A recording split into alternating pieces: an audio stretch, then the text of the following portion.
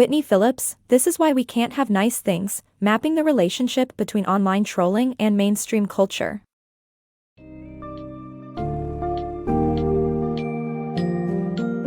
Embark on a journey exploring the fascinating world of internet trolling and its relationship with mainstream culture in Whitney Phillips, This Is Why We Can't Have Nice Things. Discover the intricacies of the trolling subculture, from the particularly vicious to the harmlessly amusing, as well as the diverse forms and intentions it encompasses.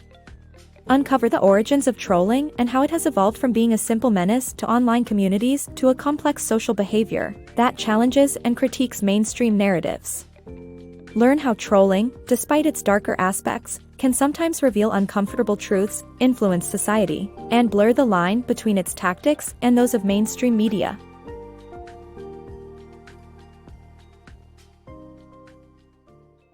The art of trolling. Trolling, an online subculture that originated from posting disruptive and offensive comments with the aim of eliciting a negative reaction from the victim. These self-identified internet trolls leverage their skills in highly stylized tactics that intentionally provoke others and produce lulz, an aggressive form of humor that mocks everything and anything. While some forms of trolling are harmless, others are close to crossing the legal threshold for harassment. This summary explores the complex nature of trolling and the various people and intentions behind it. The evolution of trolling.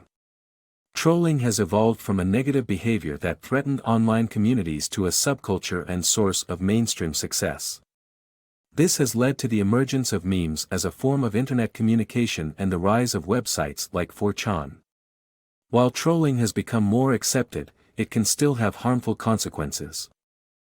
RIPtrolls, when grief and trolling collide. In the late 2000s, Facebook groups for young deceased teens started appearing, inviting public condolence messages. These public groups became prone to offensive messages from RIPtrolls. However, some argue that by criticizing grief tourists, who only air their false sympathies for the dead on the sideline, RIPtrolls form an unlikely social commentary. Additionally, they indirectly trolled media outlets whose continuous reports of dead white teens' deaths further sensationalized the tragedy and could lead to increased teen suicide rates. This phenomenon highlights the fine line between deplorable trolling behaviors and the context in which they occur. Trolling and media, a love-hate relationship. Trolling and mainstream media both profit from spectacles. The media sensationalizes events for views, clicks, fame, and profits. On the other hand, trolls find success in lulz, causing mischief on popular sites. Fox News became a target of anonymous trolls on 4chan. In their report, Fox called 4chan a hacker gang, internet hate machine, and domestic terrorists. This only delighted the trolls. The Fox News clip was posted on YouTube, and it garnered 2.5 million hits and 20,000 viewer comments. The influence of trolling is debatable. However, it reveals how media outlets often practice shallow and sensationalistic tactics. Trolling, the evolution of activism. Trolling has evolved from an underground online phenomenon to a form of progressive activism that has impacted mainstream culture.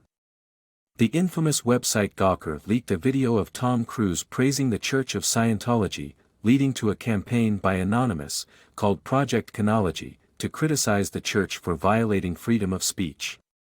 Trolling has also reached real-life situations, such as when an advertising agency posing as a Tea Party group used trolling tactics to save a public library in Troy, Michigan. Even the U.S. State Department has created a program called Viral Peace that uses trolling tactics to confront violent extremists. Trolling has its dark side, but it also reveals a lot about who we are as a society.